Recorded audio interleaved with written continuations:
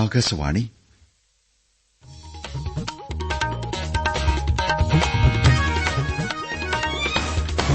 നമസ്കാരം. പ്രാദേശിക വാർത്തകൾ വായിക്കുന്നത് അനിൽ ചന്ദ്രൻ. പ്രധാന വാർത്തകൾ. പാർലമെന്റ് സ്തംഭനവും പ്രതിപക്ഷ എംപിമാരുടെ സസ്പെൻഷനും ഉൾപ്പെടെ കാര്യങ്ങൾ ചർച്ച ചെയ്യാൻ ഉപരാഷ്ട്രപതി ജഗ്ദീപ് ധൻകർ കോൺഗ്രസ് അധ്യക്ഷൻ മല്ലികാർജ്ജുൻ ഖാർഗെയെ ക്ഷണിച്ചു. വികസിത ഭാരതം എന്ന ലക്ഷ്യത്തിന് രാജ്യത്ത് കൊണ്ടുവന്ന നിയമ ഭേദഗതികൾ സുപ്രധാനമാണെന്ന് കേന്ദ്ര സഹമന്ത്രി വി മുരളീധരൻ. മന്ത്രിസഭാ പുനഃസംഘടന ഉൾപ്പെടെ വിഷയങ്ങൾ ചർച്ച ചെയ്യാൻ എൽഡിഎഫ് യോഗം ഇന്ന് തിരുവനന്തപുരത്ത് ചേരും. നാളത്തെ ക്രിസ്മസ് ആഘോഷത്തിന് നാടും നഗരവും ഒരുങ്ങി. ഐഎസ്എൽ ഫുട്ബോളിൽ കൊച്ചിയിൽ ഇന്ന് കേരള ബ്ലാസ്റ്റേഴ്സ് മുംബൈ സിറ്റി എഫ്സിയെ നേരിടും. വാർത്തകൾ വിശദമായി. പാർലമെന്റ് സ്തംഭനവും പ്രതിപക്ഷ എംപിമാരുടെ സസ്പെൻഷനും ഉൾപ്പെടെ കാര്യങ്ങൾ സംബന്ധിച്ച ചർച്ചയ്ക്ക് ഉപരാഷ്ട്രപതി ജഗ്ദീപ് ധൻകർ കോൺഗ്രസ് അധ്യക്ഷനും പ്രതിപക്ഷ നേതാവുമായ മല്ലികാർജ്ജുൻ ഖാർഗെയെ വീട്ടിലേക്ക് ക്ഷണിച്ചു. നാളെ ഇക്കാര്യം ചർച്ച ചെയ്യാമെന്ന് ഉപരാഷ്ട്രപതി ഖാർഗെയെ അറിയിച്ചു. വിഷയത്തിൽ മല്ലികാർജ്ജുൻ ഖാർഗെ നേരത്തെ ഉപരാഷ്ട്രപതിക്ക് കത്ത് നൽകിയിരുന്നു. വികസിത ഭാരതം എന്ന ലക്ഷ്യത്തിന് രാജ്യത്ത് കൊണ്ടുവന്ന നിയമ ഭേദഗതികൾ സുപ്രധാനമാണെന്ന് കേന്ദ്ര സഹമന്ത്രി വി മുരളീധരൻ പറഞ്ഞു. മഹാത്മാഗാന്ധിയുടെ സ്വാതന്ത്ര്യസമര പോരാട്ടവും സ്വരാജ് ആശയവുമാണ് രാജ്യത്തിന്റെ വീക്ഷണങ്ങൾ രൂപപ്പെടുത്തിയതെന്ന് അദ്ദേഹം പറഞ്ഞു. യുഎഇയിലെ ഫുജൈറയിൽ ഇന്ത്യക്കാർക്കായി സംഘടിപ്പിച്ച പ്രത്യേക ഒത്തുചേരൽ പരിപാടിയിൽ സംസാരിക്കുകയായിരുന്നു അദ്ദേഹം. Desk report. പ്രവാസികൾ നേരിടുന്ന വെല്ലുവിളികൾ വിലയിരുത്താൻ വേണ്ടിയാണ് പരിപാടി സംഘടിപ്പിച്ചത്. ബിരുദ തുല്യതയും ചാർട്ടേഡ് അക്കൌണ്ടന്റുമാരുടെ തുല്യതയും പാസ്പോർട്ട് തത്കാൽ പ്രശ്നങ്ങൾ, രോഗികൾ നേരിടുന്ന വിഷമതകൾ, എൻആർഐ ആധാർ കാർഡ് തുടങ്ങിയ വിഷയങ്ങൾ ചർച്ചയായി. യുഎഇയിലെ Indian consul general Satish Kumar ശിവനുമായി ചേർന്ന് ഇന്ത്യൻ സമൂഹത്തിന്റെ പ്രശ്നങ്ങൾക്ക് കേന്ദ്ര സഹമന്ത്രി പരിഹാര നിർദ്ദേശങ്ങൾ നൽകി. രാജ്യത്ത് ശാസ്ത്രീയവും കാര്യക്ഷമവുമായ നീതിന്യായ സംവിധാനത്തിന്റെ പ്രാധാന്യം വിശദീകരിച്ച മുരളീധരൻ പുതിയ മാറ്റങ്ങൾ നീതിന്യായ വ്യവസ്ഥയെ നീതി കേന്ദ്രീകൃതമാക്കുന്നുവെന്നും വ്യക്തമാക്കി. രാജ്യവികസനത്തിൽ പ്രവാസികൾ ഏറെ അഭിമാനിക്കാനുണ്ടെന്നും അദ്ദേഹം പറഞ്ഞു. 2 ദിവസത്തെ യുഎഇ സന്ദർശനത്തിന്റെ ഭാഗമായി കേന്ദ്ര സഹമന്ത്രി നേരത്തെ ദുബായിലെ ഇന്ത്യൻ കോൺസുലേറ്റ് സന്ദർശിച്ച് ചർച്ച നടത്തി. രമേശ് ചെന്നിത്തലയടക്കം മുതിർന്ന കോൺഗ്രസ് നേതാക്കൾക്ക് എഐസിസി വിവിധ സംസ്ഥാനങ്ങളുടെ ചുമതല നൽകി പട്ടിക പ്രസിദ്ധീകരിച്ചു. മഹാരാഷ്ട്രയുടെ ചുമതലയാണ് ചെന്നിത്തലയ്ക്ക് നൽകിയിരിക്കുന്നത്. പാർട്ടി ജനറൽ സെക്രട്ടറി സ്ഥാനത്ത് നിന്ന് മാറുന്ന താരിഖ് അൻവറിന്റെയും ഭക്തചരൺ ദാസ്, ഹരീഷ് ചൌധരി, രജനി പാട്ടീൽ, മനീഷ് ഛത്ര എന്നിവരുടെയും സംഭാവനകളെ വിലമതിക്കുന്നതായി AICC general secretary K C Venugopal ഡൽഹിയിൽ അറിയിച്ചു. വൈദ്യുതി വാഹനങ്ങൾക്ക് ഈ വർഷം സബ്സിഡിയായി 5228 കോടി രൂപ കേന്ദ്രം നൽകിയതായി അറിയിച്ചു. 11,53,000 വാഹനങ്ങൾക്കാണ് സബ്സിഡി അനുവദിച്ചത്. 7,432 വാഹന ചാർജിംഗ് സ്റ്റേഷനുകൾ നിർമ്മിച്ചതിന് പൊതുമേഖലാ എണ്ണ കമ്പനികൾക്ക് 800 കോടി രൂപയും അനുവദിച്ചു. ബിജെപി ദേശീയ ഭാരവാഹികളുടെ 2 ദിവസത്തെ യോഗം ഡൽഹിയിൽ സമാപിച്ചു. വികസിത ഭാരത സൃഷ്ടിക്കും രാജ്യത്തിന്റെ അഭിമാനത്തിന് പുതിയ ദിശാബോധം നൽകാനും പ്രധാനമന്ത്രി നരേന്ദ്രമോദി നേതൃത്വം നൽകുന്ന എൻഡിഎ ഗവൺമെന്റ് പ്രതിബദ്ധമാണെന്ന് പാർട്ടി ദേശീയ അധ്യക്ഷൻ ജെപി നദ്ദ സാമൂഹ്യമാധ്യമത്തിൽ കുറിച്ചു. സമൂഹത്തിന്റെ താഴേക്കിടയിൽ കഴിയുന്നവരുടെ ജീവിതത്തിൽ ഗുണപരമായ മാറ്റമുണ്ടാക്കാൻ പാർട്ടി ദൃഢനിശ്ചയം എടുത്തിട്ടുണ്ടെന്നും കുറിപ്പിൽ പറയുന്നു. പ്രധാനമന്ത്രി നരേന്ദ്രമോദി, കേന്ദ്രമന്ത്രി അമിത്ഷാ, പാർട്ടി സംസ്ഥാന പ്രസിഡന്റുമാർ, ജനറൽ സെക്രട്ടറിമാർ തുടങ്ങിയവർ യോഗത്തിൽ പങ്കെടുത്തു. ഇന്ത്യക്കാരുൾപ്പെടെ 303 യാത്രക്കാരുമായി നിക്കരാഗ്വയിലേക്ക് പുറപ്പെട്ട വിമാനം മനുഷ്യക്കടത്ത് സംശയിച്ച് തടഞ്ഞുവെച്ച സംഭവത്തിൽ പ്രശ്നപരിഹാരത്തിന് ഫ്രഞ്ച് ഗവൺമെന്റുമായി ചേർന്ന് പ്രവർത്തിക്കുകയാണെന്ന് കേന്ദ്രം അറിയിച്ചു.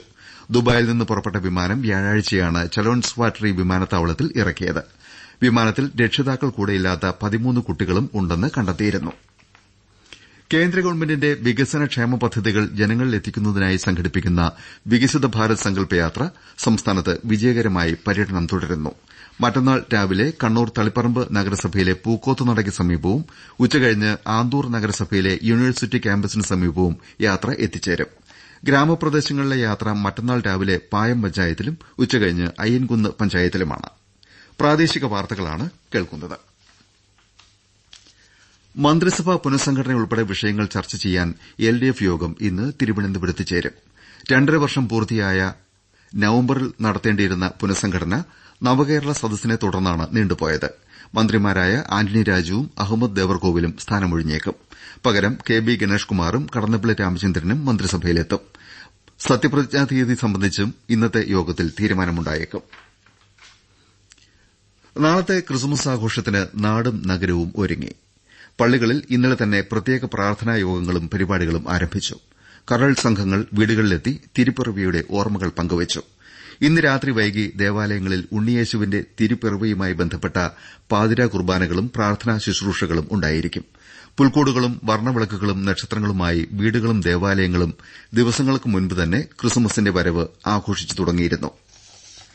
ക്രിസ്മസും പുതുവത്സരവും മുൻനിർത്തി വിപണികളിൽ ഭക്ഷ്യസുരക്ഷാ വകുപ്പ് പരിശോധനകൾ കർശനമാക്കിയതായി മന്ത്രി വീണ ജോർജ് അറിയിച്ചു. ആഘോഷ സീസണിലെ ഭക്ഷ്യവസ്തുക്കളുടെ ഗുണനിലവാരം ഉറപ്പുവരുത്താൻ സംസ്ഥാന വ്യാപക പരിശോധനകൾ നടത്തിവരികയാണ്. ഇതുവരെ 2583 പരിശോധനകൾ പൂർത്തിയാക്കി. മാനദണ്ഡങ്ങൾ പാലിക്കാതെ പ്രവർത്തിച്ച 52 സ്ഥാപനങ്ങളുടെ പ്രവർത്തനം നിർത്തിവെപ്പിച്ചു. 151 സ്ഥാപനങ്ങളിൽ നിന്ന് പിഴ ഈടാക്കി. 213 സ്ഥാപനങ്ങൾക്ക് നിലവാരമുയർത്താൻ നോട്ടീസ് നൽകിയിട്ടുണ്ട്.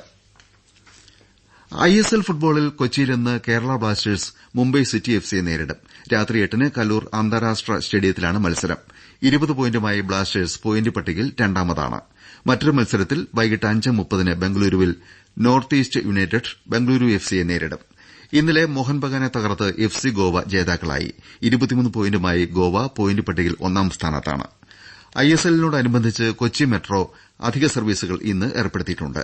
രാത്രി 10 മുതൽ ടിക്കറ്റ് നിരക്കിൽ 50% ഇളവ് നൽകുമെന്ന് മെട്രോ അധികൃതർ അറിയിച്ചു. മത്സരത്തിന്റെ പശ്ചാത്തലത്തിൽ സ്റ്റേഡിയം ഗ്രൌണ്ടിലെ ദേശീയ സരസ് മേളയ്ക്ക് ഇന്ന് അവധിയായിരിക്കും. ഗോഹട്ടി സീനിയർ നാഷണൽ ബാഡ്മിന്റൺ ചാമ്പ്യൻഷിപ്പിൽ ചിരാഗ് സെൻ പുരുഷ സിംഗിൾസ് ഫൈനലിലെത്തി. ഇന്ന് ഫൈനലിൽ സെൻ എം തരുണിനെ നേരിടും. തൃശൂർ പൂരം പ്രദർശനം നടത്തിപ്പുമായി ബന്ധപ്പെട്ട പ്രതിസന്ധി ചർച്ച ചെയ്യാൻ വൈകിട്ട് മന്ത്രി കെ രാധാകൃഷ്ണന്റെ നേതൃത്വത്തിൽ തൃശൂരിൽ യോഗം ചേരും. രാമനിലയത്തിലാണ് യോഗം. കൊച്ചിൻ ദേവസ്വം ബോർഡും തിരുവമ്പാടി പാറമേക്കാവ് ദേവസ്വങ്ങളും യോഗത്തിൽ പങ്കെടുക്കും. പൂരം പ്രദർശനത്തിന്റെ സ്ഥലവാടക സംബന്ധിച്ച വിഷയത്തിന് പരിഹാരം കാണാനാണ് യോഗം. മുല്ലപ്പെരിയാർ അണക്കെട്ടിലെ ജലനിരപ്പ് ഇന്നലെ വൈകിട്ടോടെ 141 അടിയായി ഉയർന്നു. ഇതേ തുടർന്ന് തമിഴ്നാട് രണ്ടാംഘട്ട പ്രളയ മുന്നറിയിപ്പ് പുറപ്പെടുവിച്ചു. 142 അടിയാണ് റോൾ കർവ് ലെവൽ. ഭിന്നശേഷിക്കാരുടെ 5 മാസമായി മുടങ്ങിക്കിടക്കുന്ന സാമൂഹ്യ സുരക്ഷാ പെൻഷൻ ക്രിസ്മസ് പുതുവത്സര ആഘോഷകാലത്ത് നൽകണമെന്ന് Kerala federation of the blind ആവശ്യപ്പെട്ടു. ക്രിസ്മസിനോടനുബന്ധിച്ച് ഒരു മാസത്തെ മാത്രം കുടിശ്ശിക അനുവദിച്ച ഗവൺമെന്റ് തീരുമാനം ഭിന്നശേഷിക്കാരോട് കാണിക്കുന്ന അവഗണനയാണെന്ന് ഫെഡറേഷൻ സംസ്ഥാന general secretary KM Abdul Hakeem പറഞ്ഞു. ആലപ്പുഴയിൽ യൂത്ത് കോൺഗ്രസ് KSU നേതാക്കളെ മർദ്ദിച്ച മുഖ്യമന്ത്രിയുടെ ഗൺമാൻ അനിൽകുമാറിനും അംഗരക്ഷകൻ സന്ദീപിനുമെതിരെ ആലപ്പുഴ സൌത്ത് പോലീസ് കേസെടുത്ത് FIR രജിസ്റ്റർ ചെയ്തു. ആലപ്പുഴ ചീഫ് ജുഡീഷ്യൽ മജിസ്ട്രേറ്റ് കോടതി ഉത്തരവിനെ തുടർന്നാണ് നടപടി. കേരള പോലീസ് മുഖ്യമന്ത്രിയുടെ മാഫിയ ഗുണ്ടാ സംഘമായി അധഃപതിച്ചെന്ന് NK പ്രേമചന്ദ്രൻ MP കുറ്റപ്പെടുത്തി.